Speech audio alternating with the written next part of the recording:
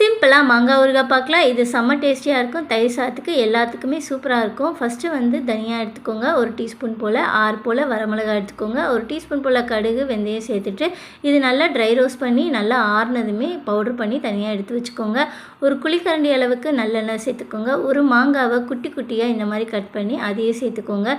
சேர்த்துட்டு நம்ம இப்போ அரைச்சி வச்சுருக்கோம்ல பவுடரை, அதையும் இதில் சேர்த்துட்டு நல்லா மிக்ஸ் பண்ணிக்கோங்க. இந்த மாதிரி கொஞ்சம் கொரப்பாக அரைச்சிங்கன்னா நல்லாயிருக்கும்.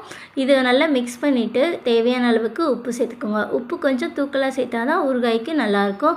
இப்போ 1 டீஸ்பூன் போல் காஷ்மீர் சில்லி பவுடர் சேர்த்துக்கோங்க. கொஞ்சமாக மஞ்சள் பொடி, பெருங்காயத்தூள் கொஞ்சம் தூக்கலாக சேர்த்துக்கோங்க. அப்போ தான் ஊறுகாய்க்கு தூக்கலாக இருக்கும். நல்லா கலந்து விட்டுட்டு இப்போ ஒரு குழிக்கரண்டி அளவுக்கு நல்லெண்ணெய் சேர்த்துக்கோங்க. சேர்த்துட்டு நல்லா மிக்ஸ் பண்ணிக்கோங்க. அவ்வளோதான், நம்மளோட சூப்பரான ஊறுகாய் ரெடி ஆயிடுச்சு. இது ஒரு 5 நிமிஷத்துக்கு போல் நல்லா பெரட்டி விட்டிங்கனாலே போதும். சூப்பராக இருக்கும்.